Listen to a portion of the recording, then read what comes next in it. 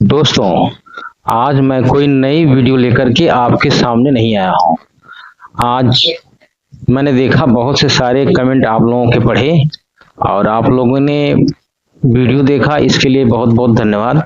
और आप लोग ज्ञान प्राप्ति के हेतु आपने कमेंट किया है। बहुत से लोगों ने प्रश्न करके ये पूछा है कि इसका उत्तर दें।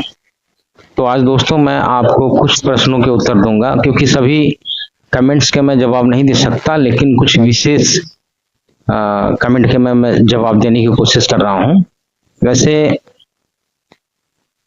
एक आईडी है विजय कुमार सिंह 8749 और इन्होंने कमेंट किया है कि इसको कुछ नहीं पता, निरंकारी मिशन में जाकर ज्ञान लो, जानकारी मिल जाएगी।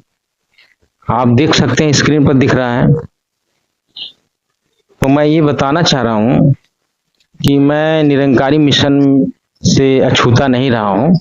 मैं निरंकारी मिशन में भी जाकर के बातचीत किया हूं, ज्ञान चर्चा हुई है मेरी। निरंकारी मिशन में परमात्मा को निराकार बताते हैं, कहने को निराकार बताते हैं। और कैसा बताते हैं? जो स्पेस है, ये खाली स्थान देख रहे हैं ना, जो स्पेस है जिसमें सारी चीजें हैं, इसी स्पेस इसी स्थान को ही वो परमात्मा बताते हैं। और कहते हैं निराकार है, ये न चेंज होता है न तो खंडित होता है, इसमें कुछ भी परिवर्तन नहीं होता, चाहे बम फोड़ो चाहे कुछ फोड़ो, तो परमात्मा यही है। तो अगर भैया अगर हम इस तरह से इस परमात्मा को मान लेते हैं तो क्या इसका एक्सप्लेनेशन कर सकते हो कि जो इससे हम आत्माएं कैसे निकल गई?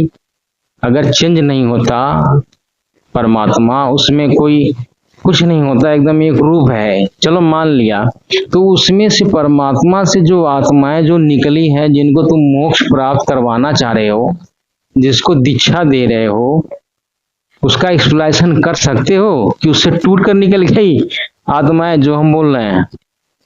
तो परमात्मा और आत्मा का कंसेप्ट सही से नहीं जानते ये, तो इस तरह से ये न जानने में कमेंट कर रहे हैं। लेकिन आगे और बता दूं इनके बारे में। ऋग्वेद जो वेद है, गीता है, जो मूल ग्रंथ है, बाइबिल है, कुरान है, किसी में भी परमात्मा को निराकार नहीं बताया गया है। ये निराकार कौन बताता है? ये न जानने वाले गुरु लोग, न समझने वाले गुरु लोग। अब जैसे मैं बता दूं आपको, ऋग्वेद मंडल नंबर 9 सूक्त 82 मंत्र नंबर 1 में लिखा हुआ है कि यह है ऋग्वेद मंडल नंबर 9 सूक्त 82 मंत्र नंबर 1, देखिए 1 से 2 तक। यहाँ देखिए, सर्वोत्पादक प्रभु प्रकाश स्वरूप सद्गुणों की वृष्टि करने वाला, पापों के हरण करने वाला, वह राजा के समान दर्शनीय है। वह पृथ्वी आदि लोक लोकांतरों के चारों ओर शब्दायमान हो रहा है। वह वर्णी पुरुष को, यानी दृढ़ भक्तों को, जो दृढ़ भक्त हैं उसको पवित्र करता हुआ प्राप्त होता है। जिस प्रकार विद्युत स्नेह वाले स्थानों को आधार बनाकर प्राप्त होता है, उसी प्रकार उक्त गुण वाले परमात्मा ने इस ब्रह्मांड को उत्पन्न किया। तो परमात्मा निराकार नहीं है, वह कैसा है? राजा के समान दर्शनी, माने दृश्यमान, दिखता है।